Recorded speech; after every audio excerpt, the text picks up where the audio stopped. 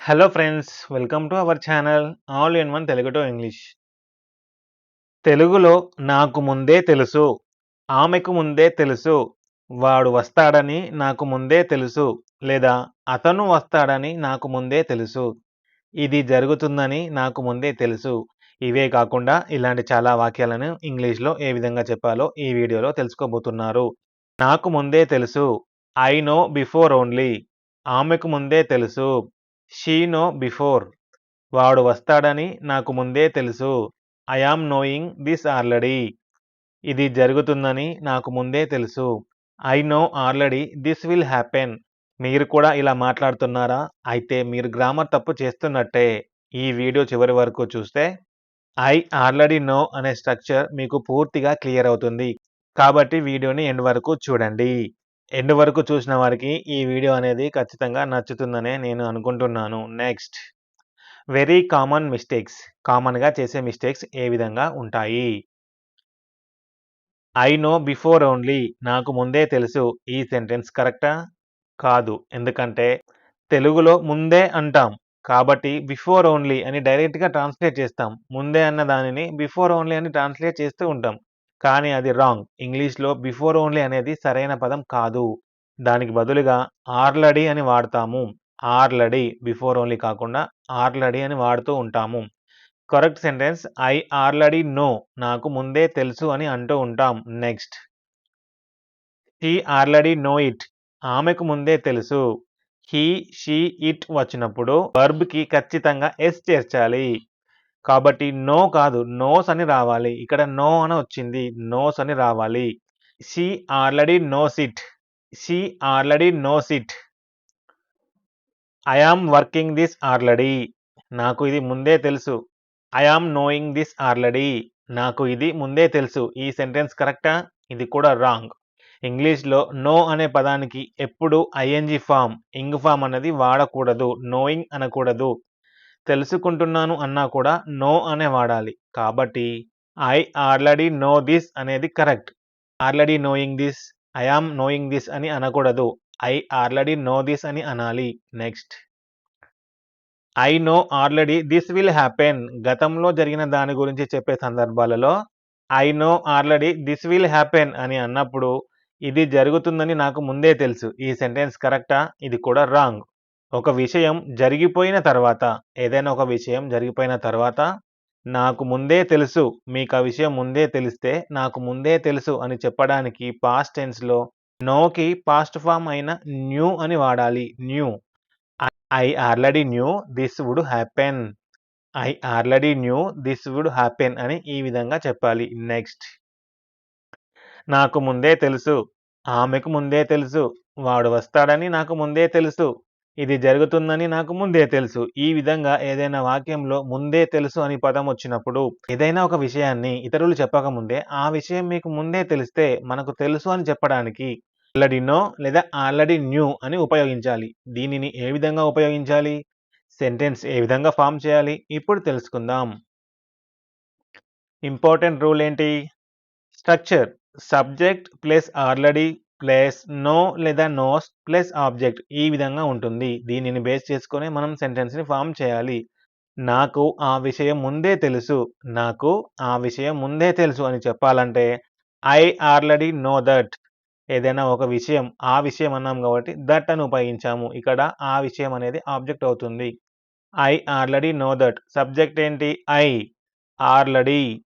No. That. ఇక్కడ subject I ఉపయోగించాం కాబట్టి no అని ఉపయోగించాము. నోస్ అని ఉపయోగించలేదు. నెక్స్ట్, మరి ఎప్పుడు ఏది వాడాలి? సబ్జెక్ట్‌ని బట్టి నో, నోస్, న్యూ మారుతూ ఉంటాయి. ఐ, యూ, వి, దే ఇలా వస్తే నో లేదా న్యూ వాడాలి. హీ, షీ, ఇట్ లేదా ఏదైనా నేమ్ వస్తే నోస్ లేదా న్యూ అని వాడాలి. ఇక్కడ మీరొకటి అబ్జర్వ్ చేయాలి. ఏ సబ్జెక్ట్‌కైనా న్యూ అనే వస్తుంది. ఓన్లీ నో, నోస్ ప్రెజెంట్ టెన్స్‌లో మాత్రమే డిఫరెన్స్ ఉంటుంది. మీరు ఆల్రెడీ డూ, డస్, డిడ్ అనే వీడియో చూసారా? చూడకపోతే ఒకసారి చూడండి. ఎందుకంటే డిడ్ కూడా అన్ని సబ్జెక్ట్స్‌కి మనం డిడ్ అని పాస్ట్ టెన్సే ఉపయోగిస్తాము. సో, ఇక్కడ కూడా న్యూ అనే ఉపయోగిస్తాము. గతంలో జరిగిన వాటన్నింటికి న్యూ అంటాము. గతంలో ఒక పని అనేది గతంలో జరిగిపోయిందనుకోండి. దానికి న్యూ అని ఉపయోగిస్తాము. నెక్స్ట్ ఇంపార్టెంట్ రూల్ ఏంటో తెలుసుకున్నారు. మరి ఇంపార్టెంట్ డిఫరెన్స్ కూడా తెలుసుకోవాలి గదా! ఆల్రెడీ నో లేదా నోస్ వచ్చినప్పుడు ఏ విధంగా చెప్పాలి? ఎవరో ఒకరు ఒక విషయం మీకు ఇప్పుడు చెప్తున్నారు. కానీ అది మీకు ముందే తెలుసు. ముందే తెలుసు అని చెప్పడానికి subject plus already plus know లేదా నోస్ అనే స్ట్రక్చర్ ఫాలో కావాలి. I already know the answer. ఎవరైనా మీకేదైనా ప్రశ్న చెప్పినప్పుడు దాని ఆన్సర్ మీకు ముందే తెలిస్తే, నాకు సమాధానం ముందే తెలుసు. I already know the answer అని చెప్పాలి. మరి ఆమెకు నిజం ముందే తెలుసు అని చెప్పేటప్పుడు she already knows the truth. ఆమెకు నిజం ముందే తెలుసు. She already nose. ఇక్కడ మీరు అబ్జర్వ్ చేశారా? నో మరియు నోస్ అని వచ్చింది.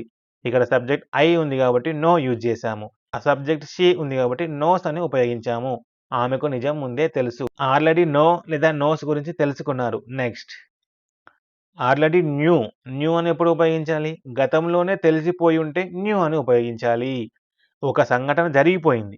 దాని గురించి మీకు ముందే తెలుసు అని చెప్పడానికి పాస్ట్ టెన్స్ ఉంటుంది. ఎందుకంటే మీకు ముందే తెలుసు కదా! గతంలోనే మీకు తెలుసు. అందుకని న్యూ అని వాడాలి. Structure subject plus already plus new అని వస్తుంది. నో కాకుండా, నోస్ కాకుండా న్యూ అని వస్తుంది. I already knew about it. I already knew about it. నాకు దాని గురించి ముందే తెలుసు. ఏ విషయమైతే ఉందో ఆ విషయం మీకు ముందే తెలుసు. ఇది గతంలోనే తెలిసిపోయింది. గతంలోనే మీకు తెలిస్తే న్యూ వాడాలి. Have always known. Third point. Third స్టెప్‌లో హ్యావ్ ఆల్వేస్ నోన్. మీకు ఎప్పటినుంచో తెలిస్తే, గతంలో తెలిస్తేనేమో న్యూ. ఎప్పటినుంచో తెలిస్తే హ్యావ్ ఆల్వేస్ నోన్. ఎప్పటి నుండో తెలుసు. ఒక విషయం మీకు చాలా కాలంగా ముందే తెలుసు. ఎప్పుడో జరిగిన విషయం అది మీకు ముందే తెలుసు. అది చాలా కాలం అవుతుంది అని అలా చెప్పేటప్పుడు సబ్జెక్ట్ హ్యావ్ లేదా has plus always plus known. Structure అనేది ఈ విధంగా ఉంటుంది.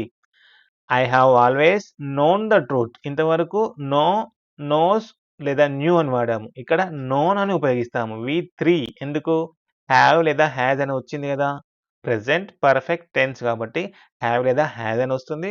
ప్లస్ వి3 ఫార్మ్ ఉపయోగిస్తాము. I have always known the truth. నాకు నిజం ఎప్పటినుండో తెలుసు. వివిధ సందర్భాలలో ఎలా చెప్పాలి?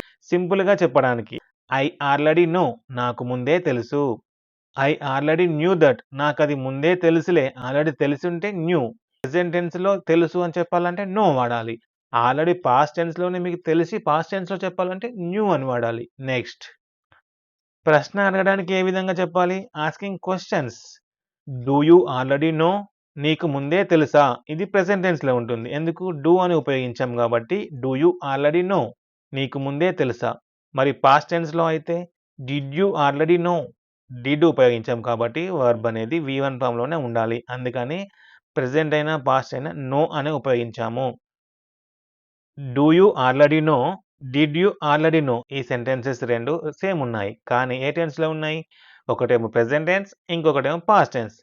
ఇప్పుడే నీకు ముందే తెలుసా? అనే సందర్భంలో ఇప్పుడే అన్నప్పుడు డూ యూ ఆల్రెడీ నో? అప్పుడే అంటే అంతకు ముందే ఎప్పుడో మీకు తెలిసుంటే డిడ్ యూ అనాలి. సిట్యుయేషన్ ఏ విధంగా ఉంటుంది? Do you already know the answer? Do you already know అని వాడాలి. ప్రెజెంట్ టెన్స్ కిందకి వస్తుంది. పాస్ట్ మెమొరీ ఎప్పుడు? Did you already know the answer before the exam? Did you already know? Next already know practice sentences. ఇప్పటి వరకు ఏ విధంగా చెప్పాలి? ఏ విధంగా ఉంటుంది? స్ట్రక్చర్ అన్నీ తెలుసుకున్నారు. ఇప్పుడు ప్రాక్టీస్ చేయండి. నాతో పాటుగా మీరు కూడా చెప్పండి. నాకు ముందే తెలుసు. నాకు ముందే తెలుసు. I already know. I already know. నాకు అది ముందే తెలుసు. నాకది ముందే తెలుసులే. Past tense. I already knew that. I already knew that. ఏదైతే జరుగుతుందో అది ముందే తెలుసు. కాబట్టి పాస్ట్ టెన్స్ కిందకి న్యూ. ఆమెకు ముందే తెలుసు. She already knows. Know, knew, knows. ఈ విధంగా తేడాలు గమనించండి. అతనికి ఆ నిజం ముందే తెలుసు. అతనికి ఆ నిజం ముందే తెలుసు. He already knows the truth. He వచ్చింది కాబట్టి నోస్ అని ఉపయోగించాము. వాళ్లకు మన ప్లాన్ ముందే తెలుసు. వాళ్లకు మన ప్లాన్ ముందే తెలుసు. They already know our plan. They already know our plan. ఇక్కడ దే వచ్చింది. ఐ, యు, వి, దే ఇలా వచ్చినప్పుడు నో అని ఉపయోగించాలని ఇప్పటిదాకా తెలుసుకున్నాం. కాబట్టి నో అని ఉపయోగించాము. వాడు వస్తాడని లేదా అతను వస్తాడని నాకు ముందే తెలుసు. I already knew that he would come. I already knew that he would come. ఇది పాస్ట్ టెన్స్‌లో వాడు వస్తాడని నాకు ముందే తెలుసు. వాడు అబద్ధం చెప్తున్నాడని నాకు ముందే తెలుసు. అతను అబద్ధం చెప్తున్నాడని నాకు ముందే తెలుసు. I already new he was lying. I already new he was lying. New అని వాడాము. ఎందుకు? మీకు గతంలోనే తెలుసు అబద్ధం చెప్తున్నాడని అందుకని. ఇది జరుగుతుందని నాకు ముందే తెలుసు. జరుగుతుందని నాకు ముందే తెలుసు. I already knew this would happen. I already knew this would happen. నీకు ముందే తెలుసా?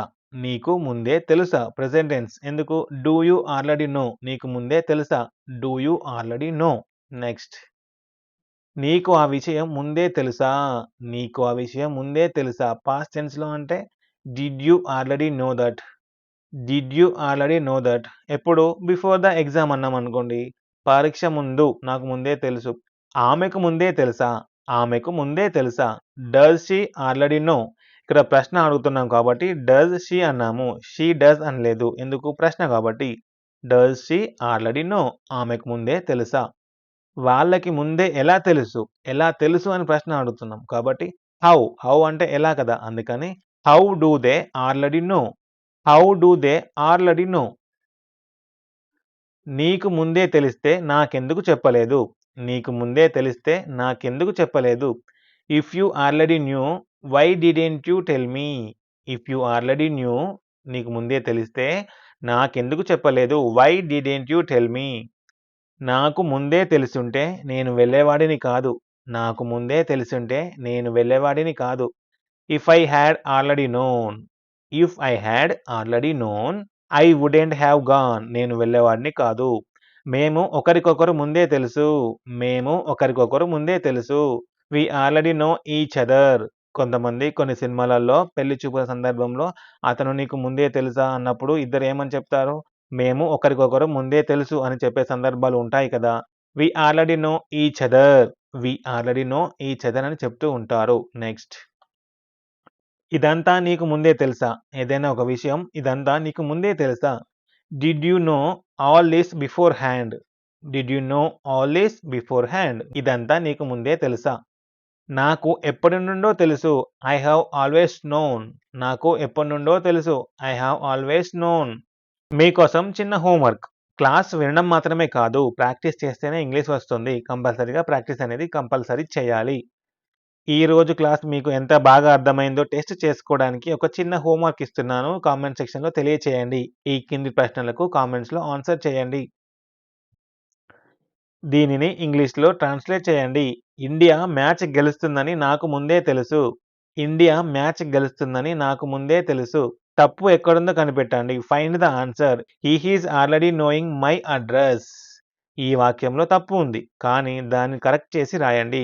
నోకి ఐఎన్‌జీ వస్తుందా? రాదా? గుర్తు తెచ్చుకోండి. ఇప్పటిదాకా క్లాస్ విన్నారు కదా! ఒకవేళ మర్చిపోతే మళ్ళీ ఒకసారి చూడండి. లేదా నోట్స్ రాసుకొని ఉంటే డైరెక్ట్‌గా చూసి ఆన్సర్ చేయండి. నెక్స్ట్. మీకు ముందే తెలిసిన ఏదైనా ఒక విషయాన్ని ఆల్రెడీ న్యూ లేదా ఐ ఆల్రెడీ నో వాడి కామెంట్ చేయండి. మీ కామెంట్స్ కోసం నేను ఎదురు చూస్తూ ఉంటాను. వీడియో మీకు నిజంగా హెల్ప్ అయితే ఒక లైక్ ఇవ్వండి. నేర్చుకోవాలనుకున్న మీ ఫ్రెండ్స్ అండ్ ఫ్యామిలీ గ్రూప్స్‌లో షేర్ చేయండి. ఇలాంటి డెప్త్ క్లాస్‌ల కోసం వెంటనే సబ్స్క్రైబ్ చేసుకోండి. నెక్స్ట్ లెసన్ యాజ్ యూజువల్ ఎప్పటిలాగే. అతను ఎప్పటిలాగే లేట్‌గా వచ్చాడు. ఎప్పటిలాగే వర్షం పడుతుంది. నేను ఎప్పటిలాగే కాఫీ తాగాను. ఆమె ఎప్పటిలాగే అద్భుతంగా పాడింది. ఈ వాక్యాలనే కాకుండా ఇలాంటి మరికొన్ని వాక్యాలని ఏ విధంగా చెప్పాలనేది పూర్తిగా ఇదే విధంగా క్లియర్‌గా చెప్తాను. కాబట్టి నెక్స్ట్ వీడియోలో మళ్ళీ కలుద్దాం. Thank you for watching.